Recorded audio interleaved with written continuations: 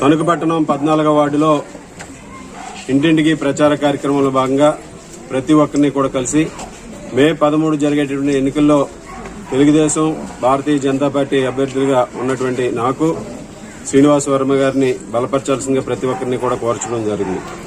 గత 10 రోజులుగాను కూడా ప్రచార కార్యక్రమాల్లో వివిధ వర్గాలని కలవడం జరిగింది.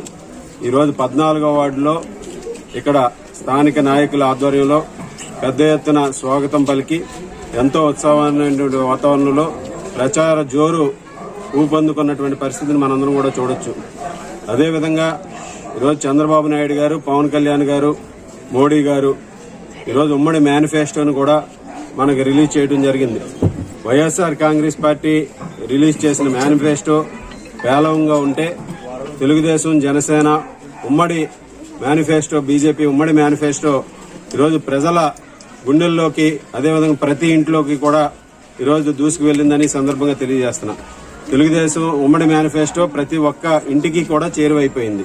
ఒక్క రోజులో ప్రతి ఇంటికి కూడా చేరువై వారందరూ కూడా ఈరోజు రాబోయే రోజుల్లో తెలుగుదేశం, జనసేన, బీజేపీ కూటమి అధికారంలోకి రావాలని ఆకాంక్షిస్తున్నారు. ముఖ్యంగా ఈరోజు అన్ని వర్గాలకి, బీసీలకు గానీ, ఎస్సీలకు గానీ 50 సంవత్సరాలకే పెన్షన్ ఇవ్వడం గానీ, అలాగే డిఎస్సీని ఉద్యోగస్తులకి ఎన్నో ఏళ్లుగా ఎదురు చూస్తున్నటువంటి మెగా డిఎస్సీని నిర్వహించడంతో పాటుగా ప్రతి సంవత్సరం జాబ్ క్యాలెండర్ ని ఈరోజు నిర్వహించడం జరుగుతుంది. అలాగే రైతులకు సంబంధించి 9 గంటలకి నాణ్యమైనటువంటి ఉచిత విద్యను ఇవ్వడం జరుగుతుంది. అదేవిధంగా ఏదైతే ఈ ప్రభుత్వంలో పెరిగినటువంటి ధరలన్నింటినీ కూడా నియంత్రించి పెట్రోల్, డీజిల్ గానీ, విద్యుత్ బిల్లులు గానీ, ఇతర బిల్లులన్నింటినీ కూడా పన్నులు గానీ, ఇంటి పన్నులు అన్నింటినీ కూడా నియంత్రించడం జరుగుతుంది. అలాగే ముఖ్యంగా ఈరోజు పట్టణాల్లో దోపిడీ చేస్తూ ఈ ప్రభుత్వం చేసినటువంటి చెత్త పన్నును కూడా రద్దు చేస్తామని సందర్భంగా తెలియజేస్తున్నాం. మేనిఫెస్టోలో కూడా పూర్తిగా పెట్టడం జరిగింది. ఈరోజు అన్ని వర్గాల ప్రజలకి, అన్ని కుల వృత్తుల వారికి కూడా మేనిఫెస్టోలో అన్ని విధాలుగాను కూడా ఈరోజు పూర్తిగా సమాచారం ఇవ్వడం జరిగింది.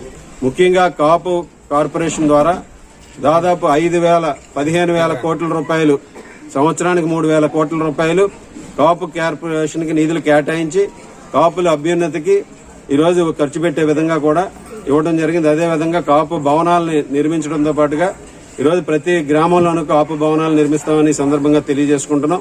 ముఖ్యంగా ఈరోజు ఈ మేనిఫెస్టో ప్రజలకి అందరికీ కూడా చేరువై మే 13 జరిగేటటువంటి ఎన్నికల్లో తెలుగుదేశం, జనసేన, బీజేపీ కూటమి అభ్యర్థులకి ఈ రోజు అందరూ కూడా పట్టం కట్టే విధంగా కూడా ప్రజలందరూ కూడా స్వాగతం పలుకుతున్నారని ఈ సందర్భంగా తెలియజేస్తారు.